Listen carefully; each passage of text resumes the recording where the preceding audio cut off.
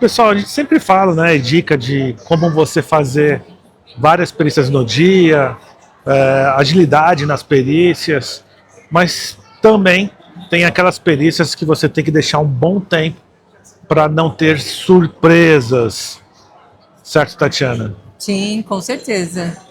Então, vamos dar alguns exemplos aqui. São diversas situações, mas aqui a gente consegue colocar algumas situações que você pode se preparar melhor.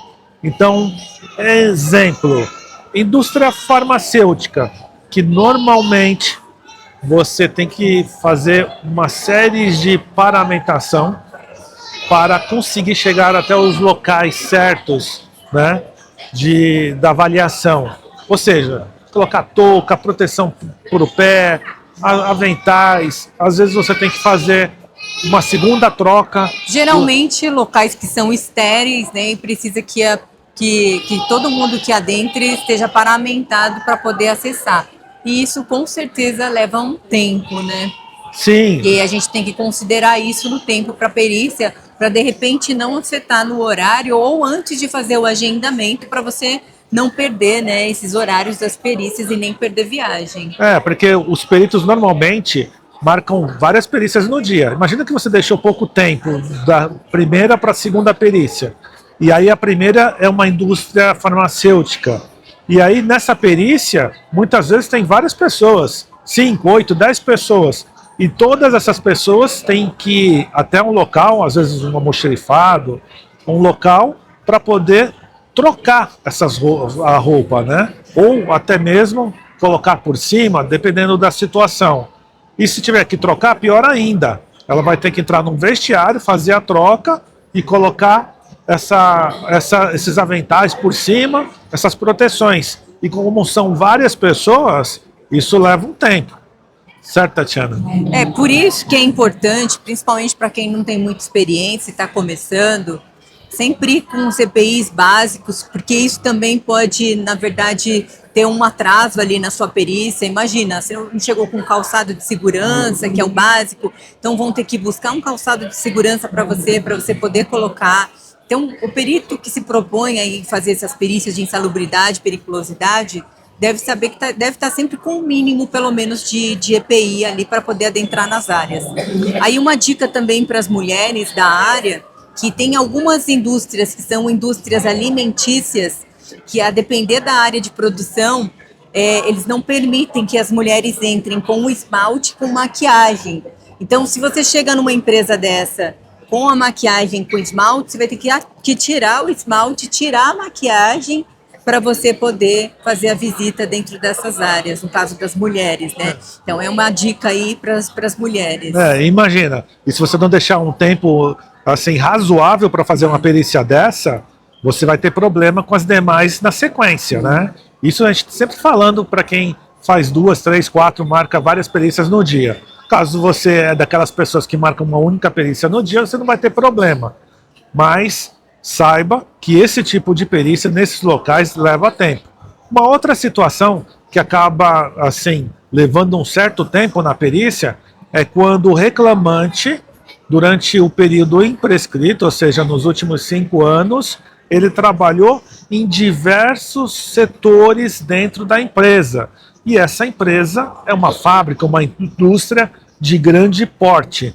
Então você vai ter que passar por essas áreas para fazer as avaliações ambientais. Isso leva tempo, certo, Tatiana? Não, com certeza. Sem contar as empresas, como o Rogério falou, geralmente as empresas maiores têm um processozinho de integração na entrada, então obrigatoriamente você vai ter que saber, você vai ter que parar para fazer essa integração, e tudo isso contabiliza no seu tempo. E tudo isso influencia no tempo que você vai deixar dedicado para a sua perícia, para você poder fazer esse agendamento da perícia. Então é importante saber de todos esses detalhes para você não ser pego de surpresa. Uma dica que eu dou, às vezes chega um nome novo de uma empresa que eu nunca ouvi falar, e aí tem muitas indústrias de grande porte que às vezes a gente nunca ouviu falar, e aí eu peço sempre para minha assistente, ou eu mesmo vou dar uma olhadinha no Google Maps, e aí eu me surpreendo. Às vezes nunca ouvi falar da empresa, e quando eu vou ver lá tem 50 mil metros quadrados, 80 mil metros quadrados. Meu, uma empresa desse porte tem uma portaria, tem um processo de entrada muitas vezes rigoroso, demora para chegar até o local da perícia, até um local para você fazer a reunião, leva tempo. Então, eu olhando no Google Maps, sabendo que é um tamanho, um porte desse de empresa, de indústria, eu já coloco mais tempo para fazer uma perícia dessa. É uma outra dica que parece que não, parece uma besteira, não é. É um tipo de perícia que você tem que deixar um tempo maior. Ou seja, de uma maneira ou de outra, faz parte da atividade do perito, está sempre analisando o cenário de risco que ele vai avaliar, o cenário daquele processo antes dele chegar na perícia para ele não ser surpreendido, tá? Principalmente para os peritos que estão iniciando, que fizeram poucas perícias ou que vão começar a fazer a perícia. Por isso a gente sempre indica, começa devagar, começa com uma, depois você vai aumentando, e aí você vai estudando todas essas questões, todos esses detalhes que influenciam diretamente aí no trabalho do perito. Uma outra situação, parece que não, mas também acaba desprendendo um certo tempo, é quando você vai marcar a perícia e aí você percebe, as partes falam, olha, ele trabalhava aqui nessa unidade, mas também trabalhava numa unidade que é a um quarteirão de distância, aqui próximo é uma outra unidade da empresa.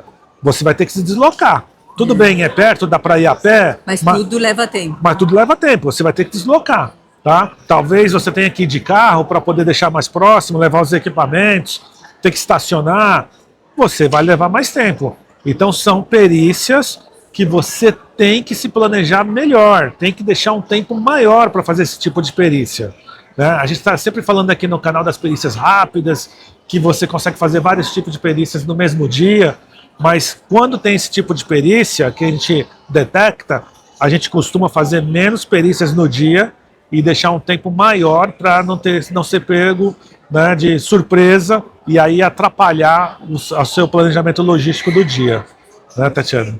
Não, com certeza. Com certeza, sempre melhor você se planejar do que você ser pego de surpresa e não conseguir realizar a perícia da maneira como que você precisava. A gente vê, às vezes, alguns peritos, até peritos que já fazem perícia há algum tempo, a gente vê que eles acabam se enrolando nos horários porque justamente não param para fazer o desenho das perícias antes, aí ele para a perícia e fala, não, outro dia eu volto para terminar, porque eu tenho horário em outra perícia. Não é legal fazer isso, né? Nem para o perito que está fazendo a perícia é uma perda de tempo, e você também não pode fazer as outras pessoas perderem o tempo, né? Ou então, já aconteceu comigo com o assistente, aí eu ligo para ele, está atrasado, aí eu ligo para ele, doutor, estou aqui na perícia, o pessoal está tudo esperando aqui, o reclamante já chegou, o senhor está chegando, doutor?